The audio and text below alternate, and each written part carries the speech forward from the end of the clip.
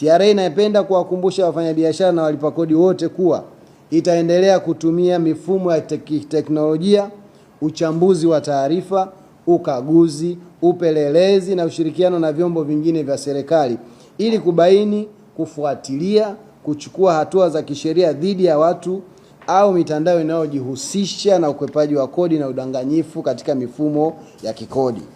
Mamlaka inatoa wito kwa wananchi kuendelea kuwa sehemu ya ulinzi wa mapato ya taifa kwa kudai risiti halali kila wanapofanya manunuzi, kukataa kushiriki katika mipango ya kukwepa kodi na kutoa taarifa kuhusu vitendo vinavyoweza kuhujumu mapato ya serikali.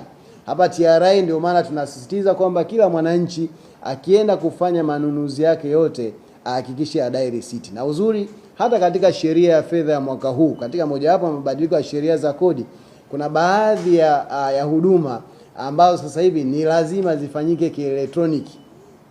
Ukienda kufanya manunuzi kwenye shopping malls, ukifanya mauziano ya viwanja, majengo, magari, ni lazima malipo kama haya lazima yaende kielektroniki. Usafiri wa mwendo wa umbali mrefu kwenye mabasi lazima ufanyike kielektroniki. Manunuzi ya vitu vya jumla ni lazima yafanyike kielektroniki. Na uzuri sheria zetu za kodi hizi zinasapoti kwenda Tanzania kwenda kidigitali, kwamba tuachane na huu mfumo wa kutumia fedha taslimu.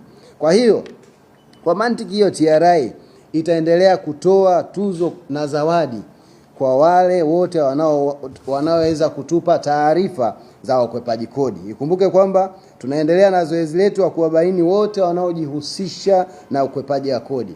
Katika hizi tuzo ambazo tunazozungumzia ni kuna TRA tumeshajiwekea na hata katika sheria za kodi kwa wale ambao wanatoa taarifa ambao zitawezesha kuwabaini wale ambao wanaihujumu serikali. Kuna zawadi ambazo zimepewa kisheria kabisa. Wale ambao wanatoa taarifa ambao zitapelekea serikali kukusanya kodi, na wenyewe wana zawadi zao. Na hizo zote zimewekwa kisheria.